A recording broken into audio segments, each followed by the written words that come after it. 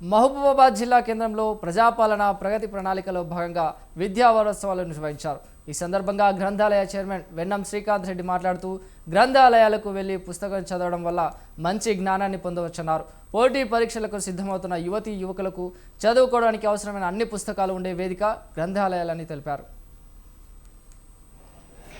లైబ్రరీకి వచ్చే ప్రతి ఒక్కరికి మారుమూల గ్రామాలలో కూడా ఈ గ్రంథాలయాల ఏర్పాటు కృషి చేస్తూ ముఖ్యంగా ఈ జిల్లా దాన్ని గతంలో చాలా మంచి బిల్డింగ్ కట్టించారు గత చైర్మన్ గారు. దీన్ని ఇంకా అభివృద్ధి చేసుకుంటూ మీకు బుక్స్ కానీ సార్ అన్నట్టు డిజిటల్ అయితే డిఎస్ఓ గారు చెప్పినట్టు అన్ని విధాలా కూడా ఇప్పుడు చెప్పే కన్నా మనం రానున్న రోజుల్లో ప్రతి ఒక్క కార్యక్రమం దిగ్విజయంగా చేసుకుంటూ ముందుకు వెళ్దాం.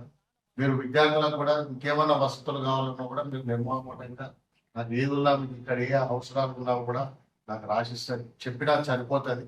మీ అందరికీ అందుబాటులో వండుకుంటూ మీకు అన్ని మెరుగైన సౌకర్యాలు కల్పిస్తాను నేను హామీ ఇస్తున్నాను. లైబ్రరీకి వచ్చే ప్రతి ఒక్కరికి మారుమూల గ్రామాలలో కూడా